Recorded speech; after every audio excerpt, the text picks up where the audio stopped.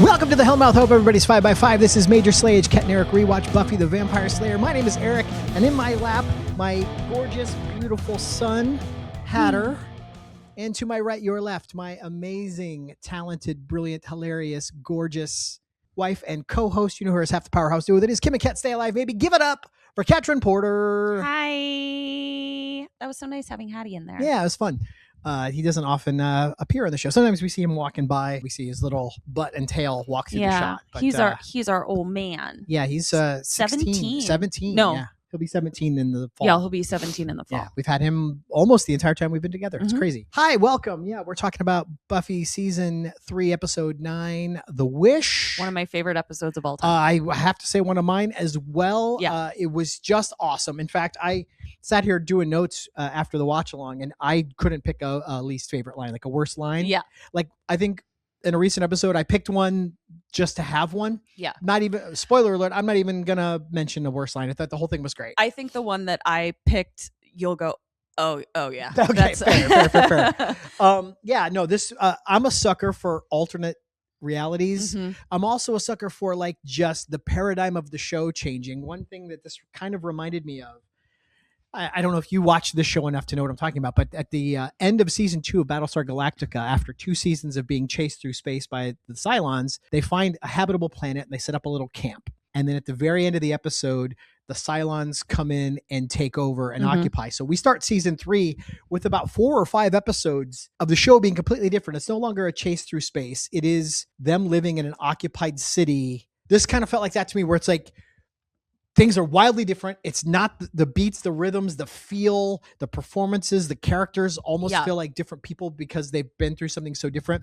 I almost would have loved for this to go on for a couple episodes. Like if this had been a mini arc or at least a part 1, part 2, we could have spent that much time in this world. But that's only because I loved it so much. It's not a knock against the episode. I feel like they effectively did what they needed to. Basically only have, which I'll get to, I basically only have one issue with the, like, I don't even want to say plot, like a device, I guess, and that's it. Like I have so few notes. I have one question that we'll get to when it comes up, and I will say the only negative I have about this was that I felt like the set for the final climactic battle looked really cheap and lame. It did. And they had like 9 extras. Looked like a cheap Star Trek set. But also like the fact that those are our critiques. Yeah, like that's hard.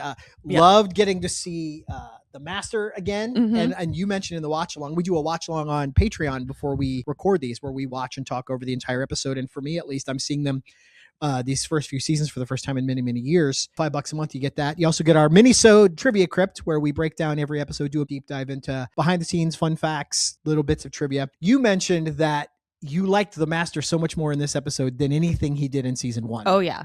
And I feel like that's happened on this show before. I felt like they didn't use Kendra very effectively when we first met her. Right. But then when she comes back at the end of season 2, I was thrilled. I was like, yay, her, I love her. And well, I think as an actor, you get to sit in it for a second, and like you get to, especially from like season 1, you don't really know what the show is going to be. When you get called back, if you're doing your job, you're probably going to watch, oh my God, they could probably only watch like whatever episode was right before it. You couldn't binge shows. That's true. But anyway, you can still get like the tone or whatever. You can sort of see the trajectory of it. You can sit with your character. You can see where you fit. None of that is really anything you have access to when you're first doing a thing. Yeah. So I just get so excited for, like, from the actor's perspective, when the guy who plays the Master got that call, like and you're just like, I just get to go have fun. Like that just sounds. He gets to choose scenery, and he gets to do a really cool thing at the end. A couple really cool things. Yeah. Did you bring a spell this week? I did. So let's hear it. It's not a specific spell, but I'm going to teach you guys how to do something and some of the ways that you can do it. So in this episode, we have Anyanka's charm. We can also refer to that as a talisman. So a talisman can be any object, charm, stone, whatever, that protects you or has some sort of magical property. In this particular episode, it's Anya's power source, and we'll talk a little bit about how that's utilized, but whatever. So I thought I would just sort of talk to people about how you could create your own talisman. So one thing that you can do is you can actually make a little spell jar, a teeny tiny spell jar, and you can, wear it on a necklace, or you can put it in your pocket. You can assemble different herbs, sigils, things like that, and put it into a little spell jar. So yeah, something like this. So this, if you carried this around with you, this could be considered a talisman. There are also, if you just want to sort of maybe even carry around a little stone in your pocket, there are certain stones and crystals that have different meanings. And I actually remember a really sweet story where my mom actually, my mom doesn't identify as a witch, or didn't at the time, doesn't now either, but it wasn't really a thing that we were talking about. My little brother was really scared starting kindergarten, and he would cry every time that she dropped him off. And so my mom gave him a little tiger's eye stone and told him to keep it in his pocket, and whenever he felt scared or lonely, he could hold the stone in his pocket and know that mom was always with him. So so those are just things that you can think about in terms of talismans. I love talismans in that I do like the ability to sort of reference it throughout the day, hold it throughout the day, have it be sort of present in your mind whenever you need it. So talismans, there you go. Very cool. All right, you want to get into this one? I do. We start with a daytime slaying of a demon where Buffy is being held up against a tree. Willow is looking for the appropriate demon weapon, and Xander's lounging on the ground. This thing looked cool. It looked like Cthulhu, or like in the Pirates of the Caribbean movies. There's Jeffrey Davy Rush's Jones. character. Yeah, that's it. That's totally what it looked with like. Davy Jones from the Monkees. Oh, right. Yeah. Very different. They kill the demon. We have a quick conversation about Faith, just sort of referencing her absence. So how come Faith was a no-show? I thought mucusy demons were her favorites. Couldn't reach her. Again. It's starting to wear a little thin. I'm going to be honest with whatever, you. Now, it's fine. I understand why she's not in the alternate reality timeline. Correct. Because if Buffy never came to Sunnydale, she never died to activate Kendra. Kendra would never die to activate Faith. So Faith is a potential, probably with very little or no idea that she's ever meant to be a Slayer. Right. That I get. But it's turning into Oz season 2, where we have this character who's a big part of the gang and has a lot to offer. And it's great every time she's on screen. Yeah. And we're just like leaving her out. Yeah, it's interesting. We also I love when the show deals with a practical issue that is not part of the story, but one of the things that you or I might go, how would we deal with this? And one of them is that if the demon doesn't dust away, what do you do with the body? Because it takes a long time to bury a body. Take forever to dig a hole and bury a body, especially during the day. I would refuse. So I'm like, are cops just coming upon terrifying carcasses and just being like, well, we know the mayor, the police, the principal are covering up all the craziness. I would let them decide how to deal with that. Let them handle it. It's not my problem. So we also learned that, obviously Xander has no plans because Cordy is not answering his calls. And so the only two people that would have plans with him are present, and they would know if he had plans. Yeah. And Willow is still, trying to beg forgiveness from Oz. So we go to Cordy's room, and she is makeupless, crying, with a bandage on her abdomen, looking like an ethereal goddess. I mean, she is just... You commented it's weird to see her so vulnerable. She's stripped so bare of all the things that she puts on to go interface with the world. She still looks incredible. Yeah. But this was a very different look for Cordy. Yeah. And so what she's doing is she's cutting up all of the pictures of not just of cutting Xander out, obviously, but she's pissed at Willow. And she clearly, we learn later, has some beef with Buffy that is a little misdirected, but that's fine. She is listening to the messages that Xander has been saying he's been leaving, like hundreds of messages. This is the second cringiest voicemail scene in modern pop culture. Yeah. Second only to Jon Favreau in Swingers. Yeah. I didn't think I was weird or desperate. I just got out of a 6-year relationship, okay? That should help explain why I'm acting so weird. I just wanted you to know that. It's not you, it's me. I'm sorry. This is Mike. The one comment that I have for Mr. Xander Harris is, boy, oh boy, buddy, does your tone of voice not translate to remorse over those voicemails? It really sounded like maybe if I just speak in a chipper, nonchalant, everything's fine kind of tone, it'll make it so. And it's like, nah, dude. Try to pretend nothing happened, which is not the move. At school, Willow is trying to corner Oz at his locker, to which I said, if I'm trying to corner Oz somewhere and be at the most predictable place he would be, it wouldn't be his locker. No, I would probably hang out at the Bronze or literally anywhere else. Any of his classes. Yeah. Seems like a guy who probably I did a fair amount of this, goes to class without the right books. God, I just went with my ears in a notebook. I didn't need the book all the time. Bless. Buffy comes up and asks Willow what she's doing. We also learn that Cordy is going to be back at school. This is going to be her first day because obviously she's been recovering. And Amy, who we remember from season 1, The Witch. And season 2, Bewitched, Beguiled, Besmirched, and Beleaguered. Yes. Rumor has it Cordy looks scary. Scary is not how I would describe her. My boner was not afraid. So she gets out of her convertible in burgundy pleather, which, listen, not everybody can pull off this outfit. Cordy did just fine with this outfit. Her makeup was real smoky. Her hair was looking incredible. But what was interesting is, they have the music as she gets out of the car in slow-mo, and here comes the badass. But as soon as the populars spot her, we see the facade drop a little bit. We see her be self-conscious a little bit. Well, she traded a lot of her social standing to be with Xander. Yeah. And she made a big show of telling them off. Yeah. And then she got humiliated. Yeah. I think that's part of it. She didn't just break up with Xander. Right. She was humiliated by this guy. Whereas Oz was not dating below his weight.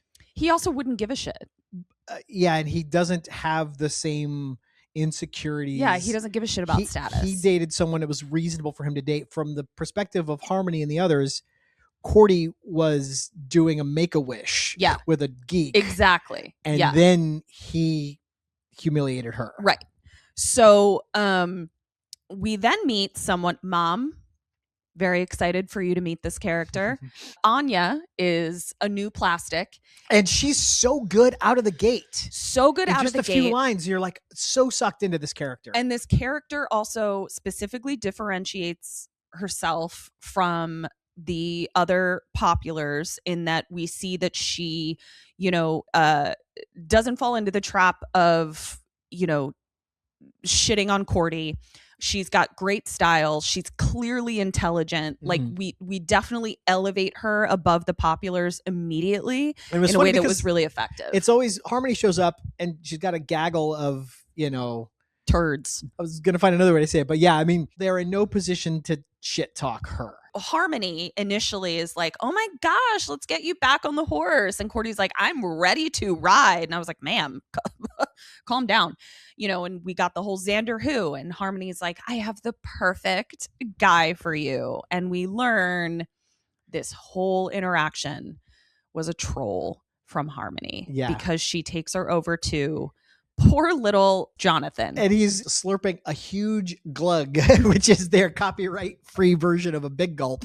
They tried this once, I thought. After Reptile Boy, Cordy had him like fetching her muffins and stuff. You're the muffin man? As a minion, not as a prospective boyfriend, which is how they were presenting him like to this her. This is yeah, your if you status. dated Xander, this is your next option. Right. Populars 1, Cordy 0. So now we go to Willow, who does manage to corner Oz. I'm just going to say it. Oz has my favorite line One of the best lines in the entire show. Because there are so many images from this episode that are fully seared into my mind. This line that Oz says, I remember, and I said this in the watch along, I remember being a kid, a young, older teen, young 20s, hearing a man say this line, going, I have never heard this level of emotional intelligence in my life. And I didn't really know what emotional intelligence was at that point. Well, let's not make them wait. I mean, I know, I'm going to say it. It's my best line as well. Yeah, so I'm just going to say it. So Willow is begging him to talk to her. Oz does not want to, and she doesn't let it go.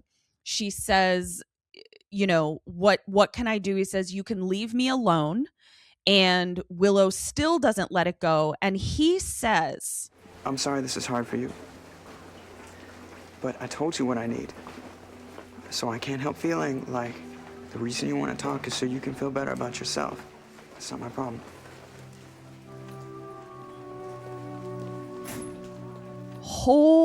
Holy shit. Unreal. Because it's so emotionally intelligent, it's so centered, it's so mature, it's also cutting, and it's also, you can't respond to that. Yes. And he's 1,000,000% right. Yeah. She wants to talk to him to get over her feelings. Yes. Unbelievable. And the juxtaposition.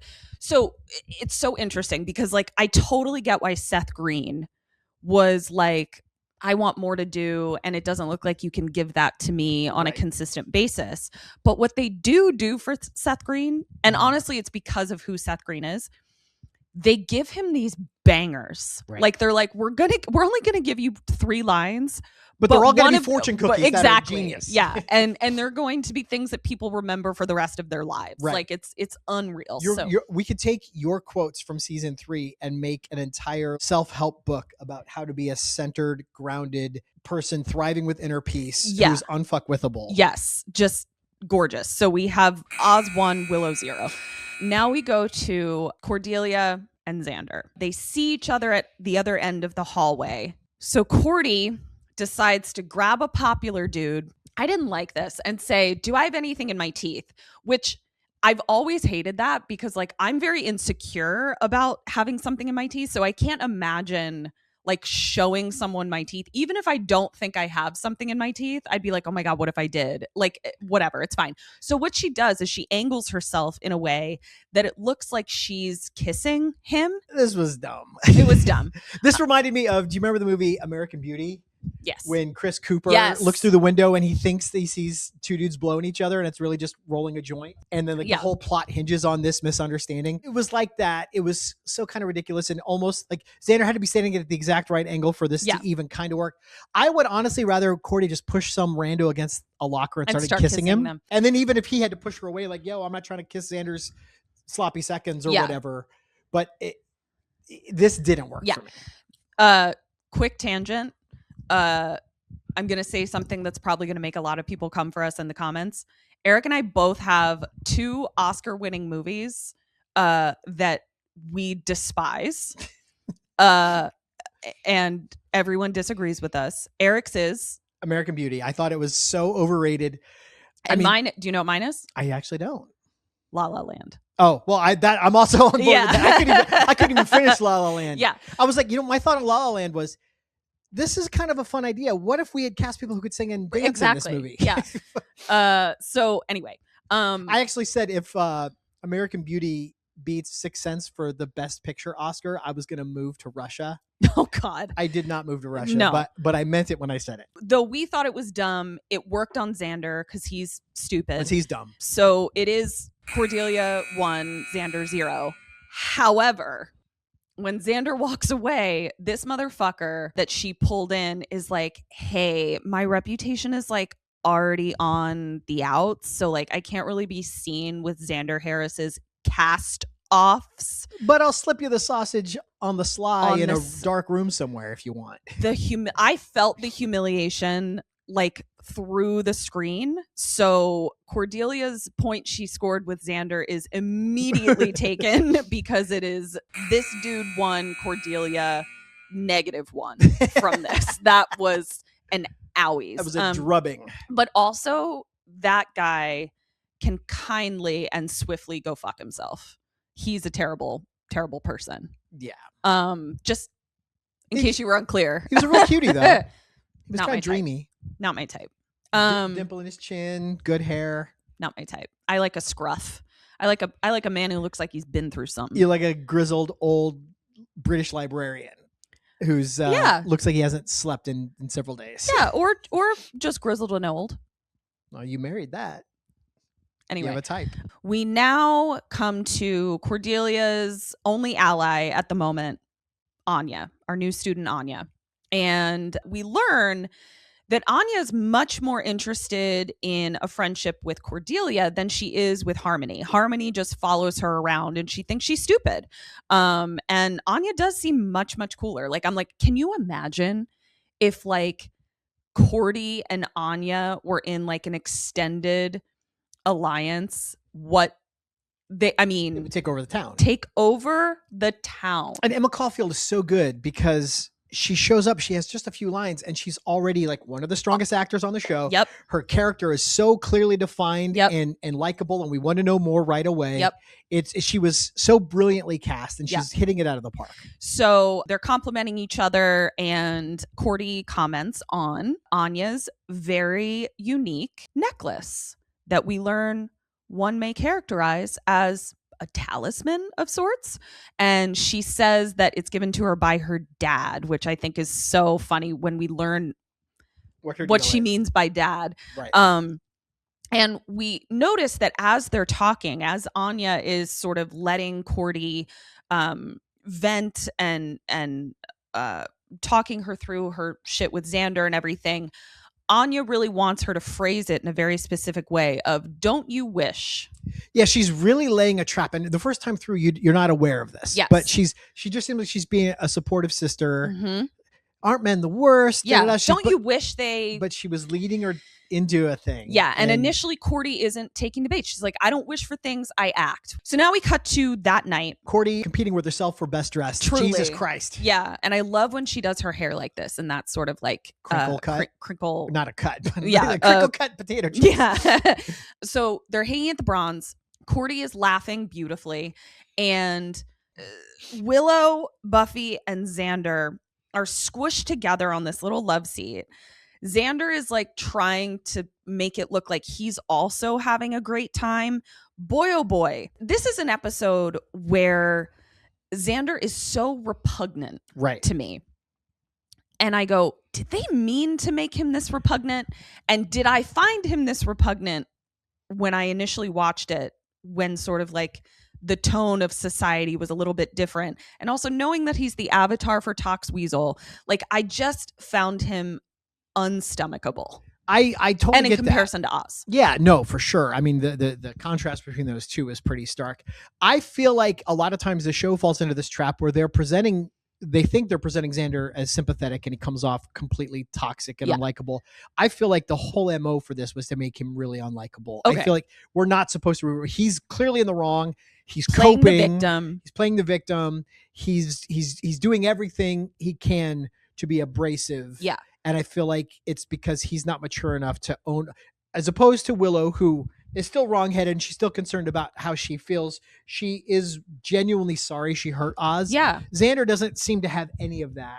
Yeah. But I feel it feels intentional. It feels on brand. It feels emotionally honest for who he is.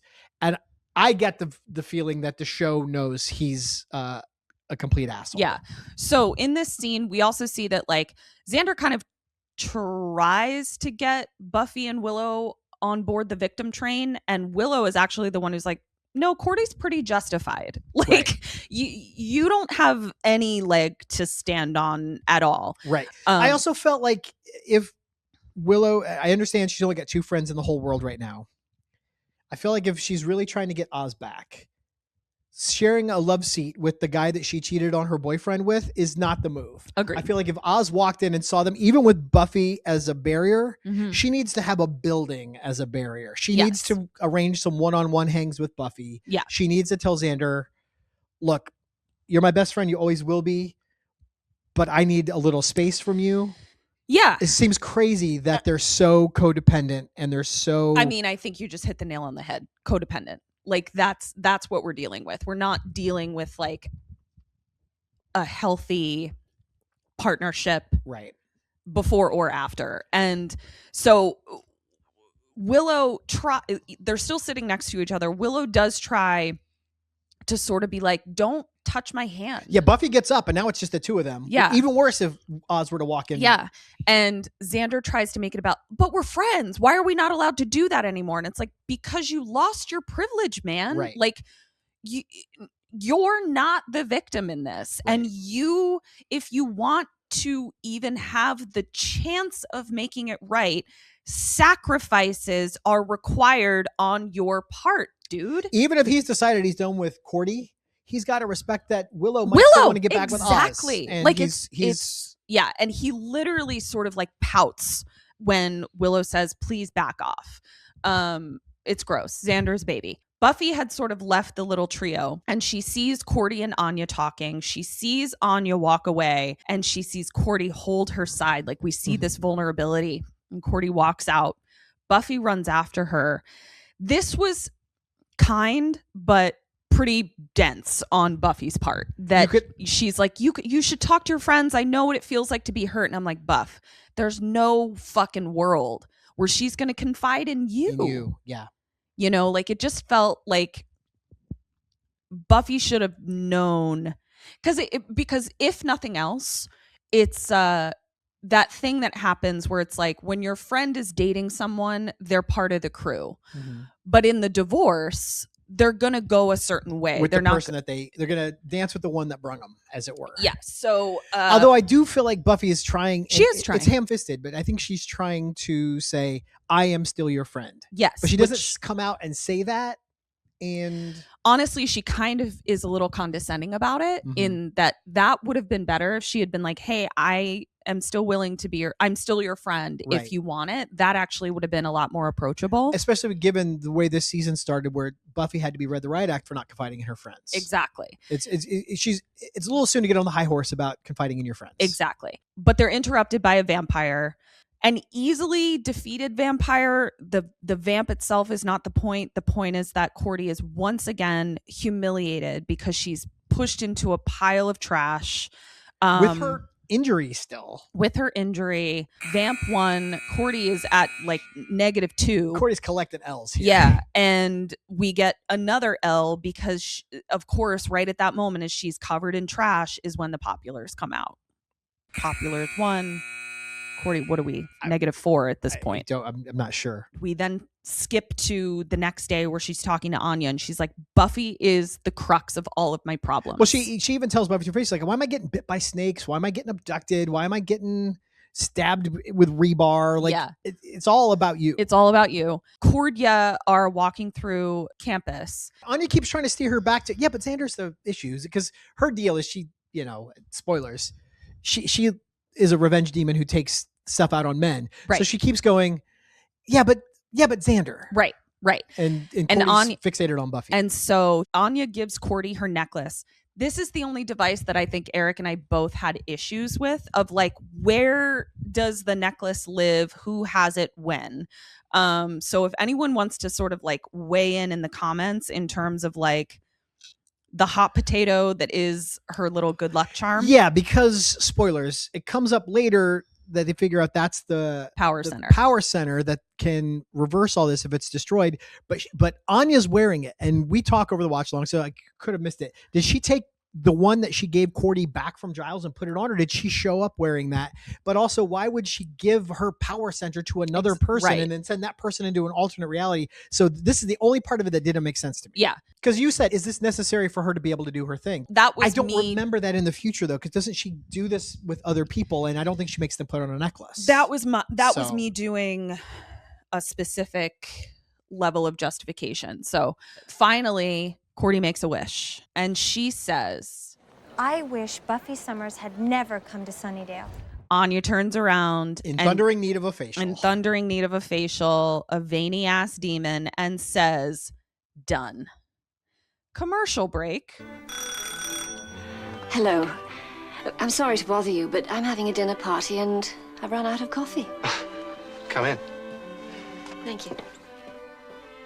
Golden roasted, richer, smoother, Nescafe Gold Blend.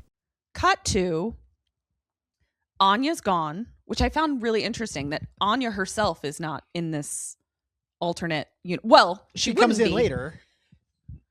No, she's called in as a demon, but she herself. Yeah. What is the mechanism there? Because the only reason Anya came here was because she felt Cordelia's scorn and was drawn here. That's when she shows up. Exactly. So if Buffy had never been there, she never would have got with Xander, gotten her heart broken. Right. No need to call the vengeance demon. Got it. So Anya's gone, and Cordy is delighted because she sees that things are clearly different. This must be Sunnydale without Buffy. And she's like, oh, she's like a fairy, like a scary, veiny fairy, weird fairy. But... And then she does my laugh as she walks away, which was so crazy. Like I can't believe she did that laugh. She literally walks away and goes. It was so it's so funny. Cordy is in bright sky blue attire, and again competing with herself for best dressed. Everything she wore in this is an award-winning outfit. Yeah, and we notice that everybody else is in very drab colors. Drab is the only way to describe it. The uniform of the town is drab colors. Also, everything's way less busy. There's way fewer students. Yes. The classroom's only like half full. Yeah. Yeah, things are starkly. We also notice crosses and garlic hanging on lockers. Oh, I didn't notice that. Oh, yeah. How fun. This is a tangent, but Harmony says the fucking craziest thing I've ever heard, and I can't believe the writers wrote this. Ted Shervin just totally went for third with Ginger in front of everybody.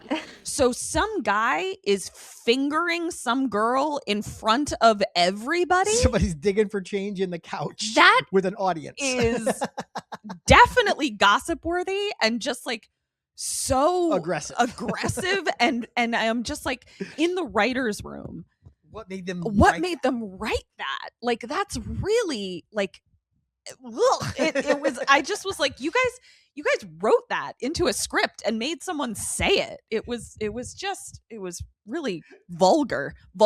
That's the word I was looking for. Wow, I was just my mother's daughter right then. That whole thing was very peg. At this point, that utter piece of shit that wanted to take Cordy in the closet to privately go for third asks her to the formal on bended knee. And first of all, it's a winter brunch. Yeah, they're not having nighttime dances in this reality. Which is so smart. Yeah, that was really good. Writers, you redeemed yourself. After that vulgar nonsense, then you had a really smart take.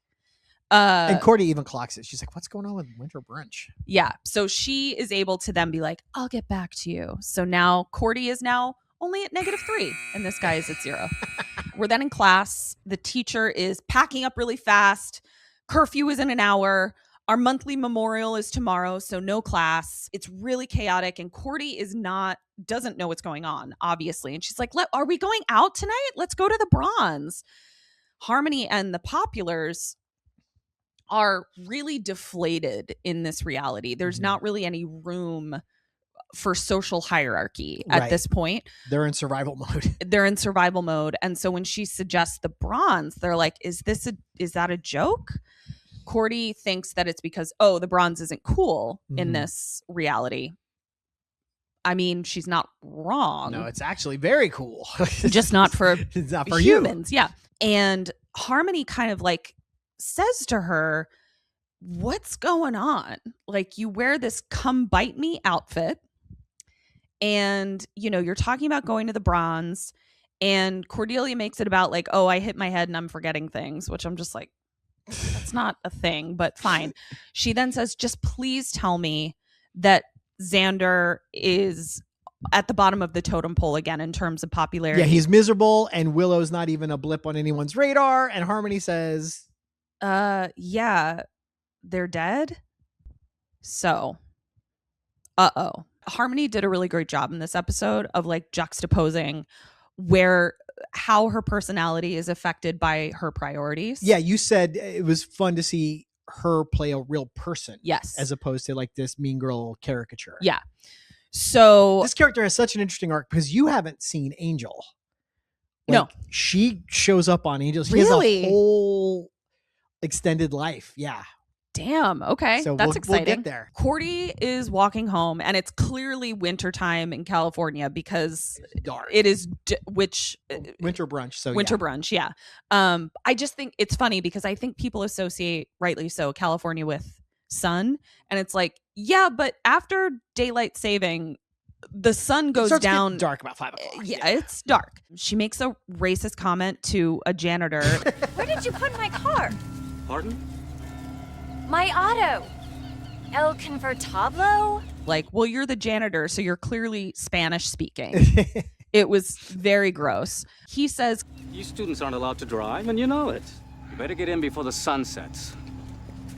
Yeah, we couldn't figure out why they're not allowed to drive because it feels like being in a car with a locked door and windows would at least provide a layer of protection against vampires. yeah, so sound off why you think that what happened that made it so that they're not allowed to have cars. Cordy's walking home, and it is a ghost town, or should I say vamp town. You should. And and she is confronted by one Mr. Xander Harris. Vamp Xander. Vander, if you will. I won't. I was still deciding. Yeah. Cordy doesn't notice that he's a vampire yet. He's not all bumpy faced. So she's like, But he's wearing eyeliner and he's dressed all cool. And But I guess he's got a devil everybody- may care attitude. but I guess everybody is dressed differently. So anyway, it doesn't matter. But Cordy is like, listen, she gets to it really quick. She goes, okay, I made this wish that Buffy never comes to Sunnydale. That was clearly wrong. I need to get Buffy back here. Like, she immediately is like, whoops. And Xander's like, has a vague idea of who Buffy is. He goes, you mean the Slayer? And Yeah. Cordy goes, no, Buffy the dog-faced girl. And then we hear someone from the shadows say, bored now. Mom, just you wait. Just put a stake in that. Yeah. Because I know the most famous use of that line, obviously, Yeah. in later seasons. I didn't remember that they seeded that this early. And it's so, oh God, I can't even, yeah. So it's Willow. She's vamped out. Allison Hannigan makes such interesting fucking choices as a She's vampire. like a slinky little snake. It's She's like, really, and she's slow and quiet and drippy. And it's just such an interesting choice for her. because regular Willow is kind of vibrating up here. Ooh, you're so right. And this is very slow vibration. Yeah. Oh my gosh, that's so true. They vamp out, right? And it's Xander's turn for the chase. So they chase Cordy, knock Cordy out. And that's about to be a wrap for Cordy, except here come the white hats. Who are the white hats, you ask? Giles, Oz, Fuck yeah.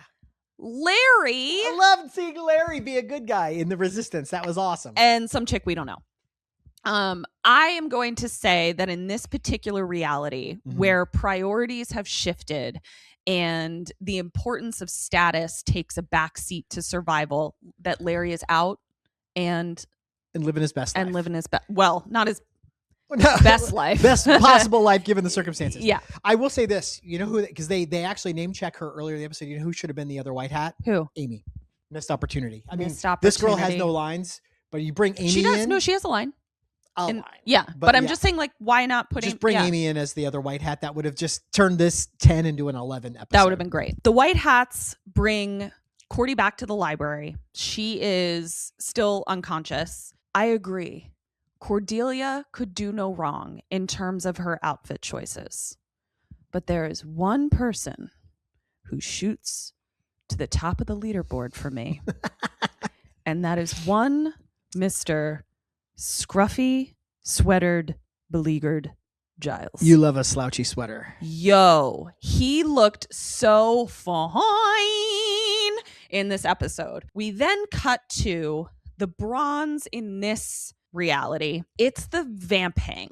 So that's what the bronze is now, which is why Cordelia got a weird look from Harmony when she said, let's go to the bronze. Vampzillo comes in. There's people in cages. There's dudes tied to the pool table, which would make it very difficult to play pool. Yes. And, you know, this is where the worst line of the episode happened. Do you want me to just say it now? Sure. Or save it? No, save it. Okay, I'll Fuck save it. it. So, but just Call know, that a tease. So this is just remember this scene. So it's the introduction of the bronze. Then we see the master. How fun was this? Because there's no Slayer in Sunnydale. So the master, There's a little shit. I don't think all of that was required. Like, he's doing great. Had Buffy not been there and thwarted his first couple things, there would have been no need to bring Anointed One in. Yeah, he's doing great. enough. He's living his best life. You know who's not there though? Youth Pastor Luke. No, who killed him? Could have been anybody. Could have been Giles. Could have been Larry. Could have been. I'm going with Larry. Okay, great. Way to go, Larry. Thanks, bud. Looks like Vampzillo is like pretty high up on the totem because they're just having like a parlay, a one-on-one with the master. What I think Giles later says sent his top 2 assassins. Okay, so yeah, they are definitely they got main character energy in every universe. Yeah, the master doesn't like that his snack was looking at him, so he gave her to Willow. And it was great to actually see her feed because I kind of thought like, oh, they don't want us to see our characters that we love being too bad in this reality. No, she just eats this girl's neck. And just you wait. So Xander is basically reporting like this whole Cordy situation, and then the White Hats came. And she mentioned she mentioned Buffy. She mentioned the Slayer. Yeah, and the master doesn't like that. So they're like, you need to kill Cordy so that she doesn't contact the Slayer. I'm not trying to get the Slayer to come here. I got a whole thing I'm doing. Right. Cordy then wakes up in the library. Cordy is so on top of it, like as a person. She's so cut to the chase. Cordelia Chase. In any reality. Yeah. Because she wakes up and she's like, Giles, I need you to know I made a wish. It fucked everything up. Buffy's supposed to be here. I know you're a watcher. Like, she just lays it all the fuck out. And Giles is like, whoop, whoop, whoop, whoop, whoop, whoop. He goes into the library cage to grab a big steak. The library cage door is shut by Vampzillo. They immediately capture Cordy, and you had another inappropriate boner. Well, not inappropriate. This was fucking hot. They're both feeding on her, and then but Xander like reaches around and strokes Willow's head. Yeah, it was pretty hot. It was a kind of a given 3-way vibes. It was pretty hot. I mean, it wasn't going for third in front of a group of people. Jesus Christ. But it was pretty sexy. Yeah. They kill Cordy. Did not see that coming. Honestly, Wild. Honestly, this is one of my favorite episodes, and I didn't remember that. Like, I was like, oh shit. Because she's our POV character. Yeah. In this new reality. And they were just and like, she's got to be central to solving it. And then, it was so fun because it means all bets are off. It means anybody can die. Yep. It's alternate reality, so it's like a free play when there's been a flag, but they don't blow the play dead in football, so they let them play it out. So you can try some crazy shit because you know if it doesn't work, it's coming back anyway. Yep. That's so what this is. Laws comes in, tells Giles that the no-name girl is dead. Not Amy. Not Amy. Yeah, not Amy is dead. It's so like routine, you know. Giles is just like, all right, take her to the incinerator. Like, there's a fucking incinerator at the school. But just before they take her to the incinerator, Giles goes, that's an interesting necklace she's wearing. And so he takes it off her, which was smart. I do feel like in a weird way, like it did look pretty ancient and it didn't really go with Cordelia's outfit. Yeah, so I think Giles, being an expert in the relics, would have clocked that. Yeah. For sure. So now we go back to the bronze where the master is having a blood espresso. The master really, he's been around for a long time. You know, the master reminds me of my dad currently. And I'll tell you why. Okay. My dad is an incredible cook. I was never left wanting when it came to food. But, you know, he just celebrated his 70th birthday, as you all know from last week's episode. And he sort of woke up one day recently and was like, I'm done cooking. I've cooked every single meal for my entire family. You know, and I love it. It's lost its luster a little bit, and I'm old enough that I'm kind of over it. I'm ordering out, which I love for him. I just love that, you know, yeah, take a break, man. The way that the master has been like hunting and killing people for thousands of years, and now he's like, I want a blood espresso machine. Right. I don't want to do the whole hunt. Bite and suck. I don't want to do all of this. I want takeout. And it was relatable. Yeah. So, Dad, did you relate to that? So anyway, he's also talking about this factory that he wants to open that needs to open on schedule. And you know, everything needs to go according to plan, which is why we needed to make sure the Slayer wasn't going to come here, all blah, blah, blah, blah, blah, blah, blah. Willow is like, can I play with the puppy? Now, Eric, even though he didn't remember this episode, immediately clocked, who haven't we seen yet? There's one character we haven't seen yet. And sure enough, we don't get there yet. Because first we have to check on Giles. Giles is on the phone. You said Merrick didn't die. Yeah, I think that's who he was talking to. Was he talking to Buffy's current watcher? Yeah. And that was what would have prevented her from coming to Sunnydale. Right. And so he's a watcher by training, but he is not doesn't had an assignment yet. Yeah. But he's still getting the runaround from the fucking council because he's like, can you please fucking send her here? And they're like, Sunnydale, population 35,000 minus 20,000 when we have Cleveland that's overrun with vamps, like priorities. Plus Cleveland's got like the Rock and Roll Hall of Fame, like there's exactly stuff that needs to be guarded. Exactly. Daytime Sunnydale, we see that there's somebody chained up in a cage, and it is Angel. And Angel has had so little of his lore happen to him without Buffy coming to Sunnydale. Right.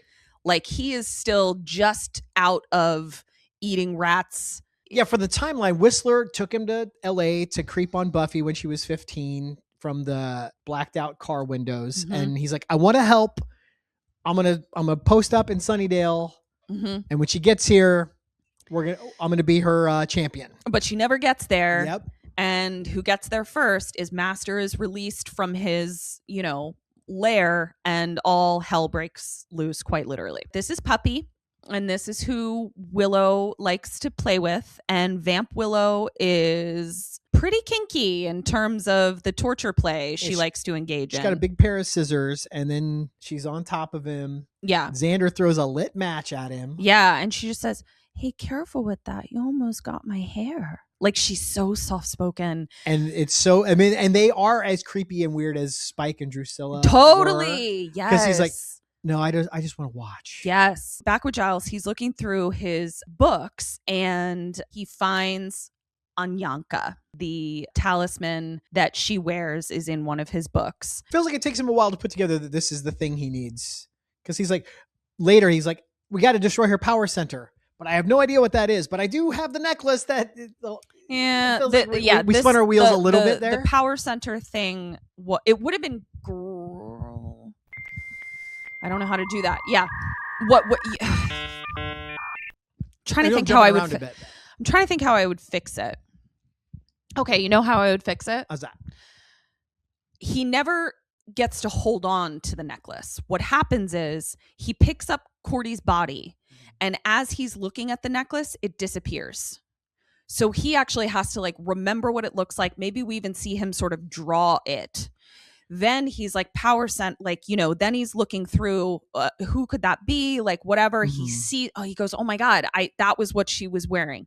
Then when we skip to the end, Anya's wearing it. And he knows what it is. And then he knows what it is. Yeah, because I'm still confused about what happened to the one Cordy had, and then how did Anya get another one? Yeah, so that's how I would have fixed it. We learned that this demon Anyanka grants the wishes of scorned women. And at this point, I'm kind of like, can we get an Anyanka in this reality? She's the hero we deserve. There's quite a few scorned women about that I would love to have their wishes granted. Giles is now driving home and he sees vamps throwing a bunch of humans that are out beyond curfew, which I'm just like, just wear a mask. Yeah, during the watch along, you're like, why inside. are there so many people not obeying the curfew? I was like, well, during the pandemic, nobody observed the curfew, wore masks, did any of the shit they were supposed to do. Everyone was, don't tread on me. These are all the don't tread on me. These are all the don't tread on me. Loaded into a van. So he gets out with his big old cross that, as you said, is basically the size of the one Jesus was crucified on. Yeah, I think this might be that actual cross. Yeah, he gets knocked out, but then somebody seems to be taking out these vamps in a bit of a melee, and the fight looks quite unbalanced, and it appears to be group of vamps 0, mystery person 1,000,000,000. Yeah, Mr. Miyagi off screen is just throwing vamps around, and there's one like flips into the shot as like a really cool stunt. And we see it is dun-dun-dun-dun, Buffy. Dressed like Lara Croft. Yeah, with a really cool scar on her face. Yeah. This is Buffy with no community, no fatherly figure of Giles. All she had was the parenting of Hank. This is what we get. This is what we get. You said too that Buffy feels very Faith. She's very jaded. Faith. She's very cold. She's very like lacking in a lot of the things that make Buffy heroic. Though, you know what she is, what is not Faith about her, which we see later, is Faith enjoys the fight. This Buffy does not. Is burdened by the fight. She's burdened by it. And she knows that she's going to die eventually. So her existence is just a fight until she's killed. It's a 9 to 5. Yeah. Right. Until we retirement, talk about that which too, is death. When it's like people were talking about, she says at some point, everyone in Sunnydale treat me like I'm the second coming. I was like, for her, she's a garbage man. She has like a blue collar labor job. Yep. And she can't understand why anyone thinks the garbage man is a big deal. Yeah. We now cut to Buffy at Giles's place, and he's trying to piece things together with her there. And this is where he reads that we have to destroy the power center of Anyanka. What's the power center? And this is where both of us were like, this doesn't seem difficult to put together. Right.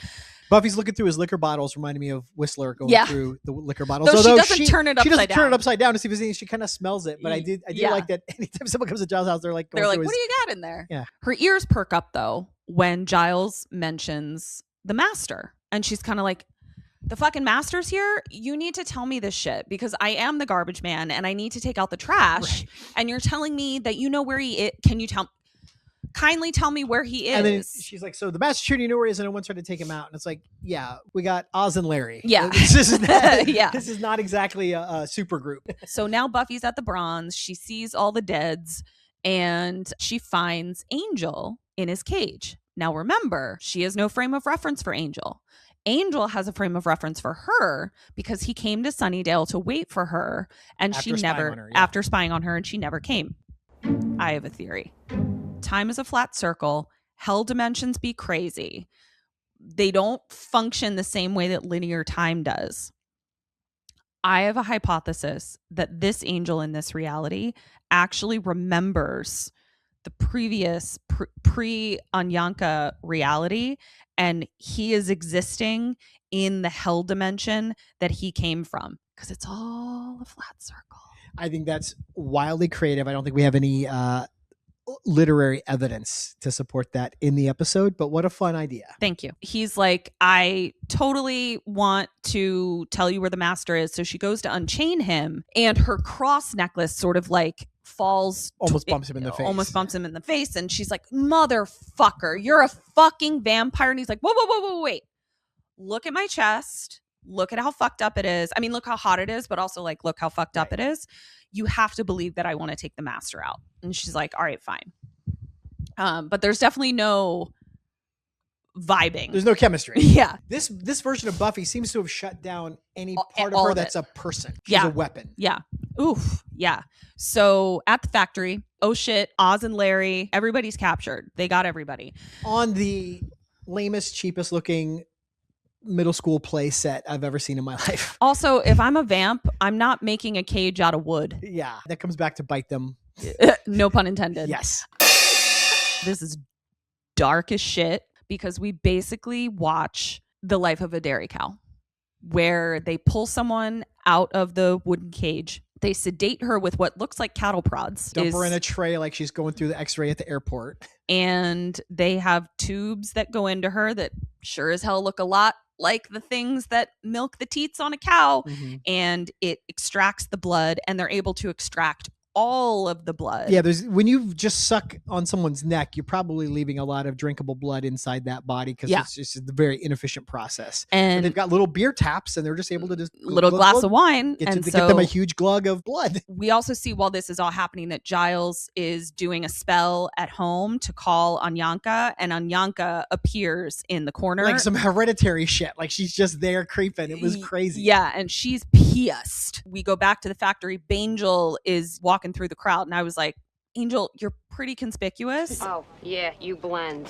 Master drinks his, first cup of blood. Buffy just pulls out a crossbow. The Master ends up pulling Xander in front of him, and it shoots him in the right shoulder. So it doesn't kill him. Yeah. And now it's on. And Angel sets people free. Oz grabs a piece of wood from the wood cage. I love that. But also, if you walked up to 2x4, you couldn't just break a piece off with your hands. Yeah, but I'm not part werewolf. Okay. Xander, we now see everybody, all the main characters, nobody is safe in this universe because at this point, Xander dusts Angel. And what's wild is like Buffy has no reaction. Back at Giles's place, Anya is now strangling Giles. Because he says, you have no power except granting wishes. She's like, bullshit, I got the power to choke. Yeah. Yeah. So he's up against the wall. We're seeing now in the factory a slow-mo fight. Buffy ends up killing Xander again. Nothing. She has a great move when he goes to swing at her and she punches his arm to keep him from punching her, and then she stakes him. Yeah, it was just wild to see her emotionless. Willow meets her demise by someone who also has no connection to her. She's killed by Oz. They did such a great job with this episode. Yeah. Of just like, we know what's going to be fucking awful for the audience to watch, and to see these characters kill off the exact people we don't want to see them kill off, but to be emotionless about it. It's so interesting. The Master is pushing through the crowd. Buffy is pushing through the crowd for the Master. So they're coming towards each other. Back at Giles's place, he sees the power center start to glow. So this is where I go, what happened to the necklace Cordy had? And did Anya show up with that? That's why I think I'm very, very confused. Yeah, that's why I think my thing would work. That like once the person that made the wish is dead, she's like, necklace back, please. Right. Anyway. So do you think this is a monkey paw? Do you think Anya thrives on unintended consequences and making you regret wishing for something? Or is she genuinely there to serve the women who wish for harm to come to men? I know, spoilers, I know that she genuinely wants harm to come to men. But she doesn't seem to care that this turned out badly for Cordelia either. No, she doesn't care. Okay. That's not. It's not on her. Yeah. That's not how she judges wins and losses. Right. How does Giles get Anya off of him? He just reaches out and snatches the necklace off of her. Oh, and then she's kind of like, okay. Smashes it with a shoe or something. So as this is happening, so Giles snatches the necklace off. It's on the table. He winds up to smash it. Back at the factory, what's happening simultaneously is the Master's got the upper hand on Buffy, and we see in slow-mo. Jenny's her. Master 1, Buffy 0. And the look on Buffy's face, it's just this inevitable acceptance. She's not terrified, maybe relieved. Touch relieved. Yeah. Yeah. This was dark. Oof, boy, oh boy. The talisman, charm, whatever is smashed, and we right back to where we started. Cordy makes the wish. Anya turns around and says, done. But she's just pretty face Anya. Just she's pretty not face. Demon. Nothing happens. Cordy has no reaction. She just starts wishing a whole bunch of shit to happen. And Anya kind of does a check where she's almost like, where's my thing? Like she... Yep. Everything is back as it was. Love this episode. So good. Like I said, I could have stood a two-parter. They didn't leave anything out. No. They didn't miss anything. I just loved this world so much. I could have sat in this for 2 episodes or more. Yeah. But yeah, fucking brilliant. It was really great. Sunnydale High Yearbook Committee meeting now in session. Who'd you have for best dressed? Best dressed, Giles. I think I've said these throughout, but Cordy in red leather, runner up, Cordy's red outfit at the bronze. Second runner-up, Cordy's Blue Satin. Yeah. Jesus Christ. Loved all of it. Who was your worst dressed? Worst dressed Xander at the bronze. Agreed. I wrote loose, wrinkly blue shirt. Just looking like absolute garbage. Now, he's probably depressed. And also, he doesn't have Cordy telling him how to dress. So that's what you get. Yep. That's what you get. Best line. It's a tie. Oh, you have a tie. Well, we definitely talked about Oz. Yep. That one. Actually, I'm going to call that the winner. And you got a runner-up. Runner-up is Bored Now. Oh, so great. Yeah. So great. I did not have a worse line. I went into this going, well, I just got to, think of something. I couldn't come up with one. And I didn't want to just fill a box. So I have one. Okay, what do you got? When Xander, and I think we might have talked over it in the watch along. When Xander walks into the bronze with his arm around Willow. In the alternate reality. He walks up to some other vamp and he puts his hand out and he goes, slap my hand, dead soul man. Okay. That's Worst also line. mine. I think I missed that. Jesus Christ, that's terrible. Yeah. Dead soul man. Yeah. They have no soul. Yeah. So not only is it lame, it's inaccurate. Yeah. Who'd you have for best move? Best move? Master sliding down those stairs. And that is a tie? Yeah, slow-mo. He we clocked it in the watch along, but in the slow-mo fight, he doesn't walk down the stairs. He slides down on his hands along the railing, and it was just so fucking extra. This strikes me as the kind of thing Mark Metcalf came up with. It was awesome. gorgeous. And then in slow motion, get out of here. Yeah. I also had Vamp Xander and Willow three-way as they feed on Cordy. Yep.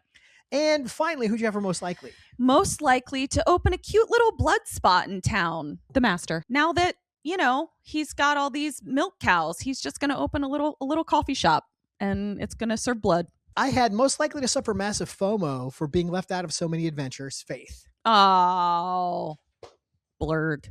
They're sleeping on Faith, and I don't like it. Me neither. All right, well, that was fantastic. Thanks for hanging out with us. We're gonna get out of here. I got to go eat. I'm starving. Please give us a like. Please subscribe. Please share this with a friend. Just send this episode. Just go up there, copy the thing, or press the little arrow that shares it. However you do it. I don't need to be in your business. And then just text somebody. Hey, I like this show. I think you'd like it too. Yeah. Or text it to someone. You go, I like the show. I have no idea if you would like it, but watch it. And tell me what you think. Yeah. It just helps us spread the word. Make us sound like really like in need of it, gosh, if you're looking for someone to in the arms of the angels, that they watch us out of pity, if nothing else. Okay, yeah, please, yeah. I don't care why you watch us, just watch us. And then we mentioned we have a Patreon, $5 a month. You get a watch along of every episode. You get a mini of the angels for just $5 a month. You can sponsor these theater dorks. They talk about Buffy. But no, it really helps us out a lot. It's cool. We get fun conversations going over there as well. If you want to check things out, you can also check out our other show, Kim and Ket Stay Alive, maybe co-starring her and the hilarious Kim Burns. I produce and edit that show. We've been running for a long time. Comes out every Wednesday wherever you listen to podcasts, on social media at KKSam Podcast. This show is on social media at Major Slayage Pod. That's all we got. We'll see you next week. Until then, dust you later.